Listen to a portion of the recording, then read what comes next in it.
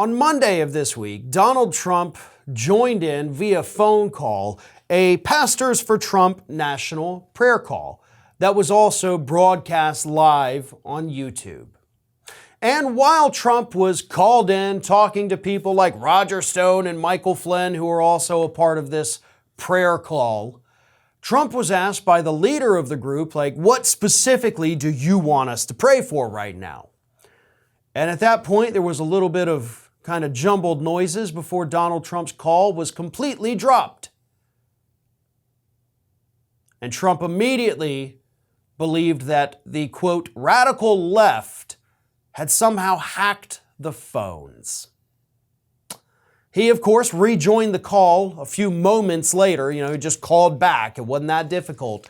And he said, quote, okay, I guess we have some phone miscommunication, and I think what happened was the radical left was working on the phone. There is no question about it.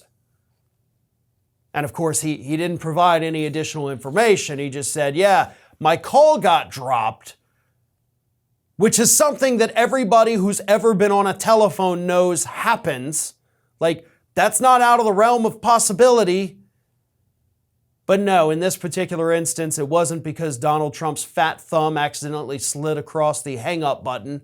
It's not because he walked off into an area of his Mar-a-Lago or wherever the hell he is that had worse reception. It's not because of an issue with satellites or 5G towers. No. It's because the radical left somehow hacked into the phones. It gets even dumber. The leader of the prayer call had this to say. He said, everything froze on our end. I think the system got overloaded with the number of viewers. So he's blaming the trolls backstage as he went on to tell the Daily Beast. Oh yeah, it was on YouTube and then so many people logged in. It was the trolls logging in that kind of overloaded the system. That's really not how that would work if people were just watching it on YouTube. Overloading YouTube is not going to cause Donald Trump's phone to cut out. I'm assuming that these idiots don't know how YouTube works. YouTube has their own servers. They got a lot of them.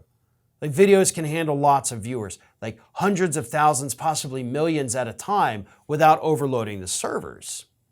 Now, I'm saying all of this and pointing out the stupidity because I've worked in studios. I've worked back in the day, instead of doing these videos for YouTube, we actually hosted them ourselves. We had our own servers.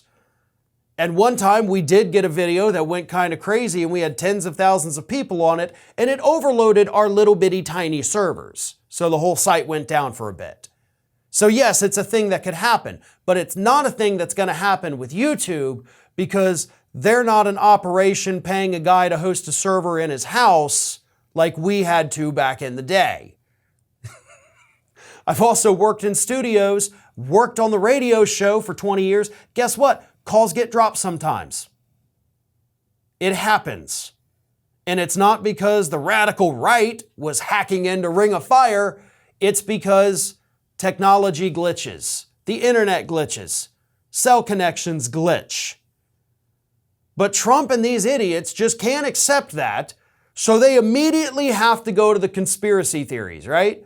Instead of being oops, sorry guys, my phone cut out there, that was weird. Anyway, here's what I want you to pray for. Instead of Trump doing that, he had to be I clearly got hacked because nothing bad can ever happen to me unless it's by design.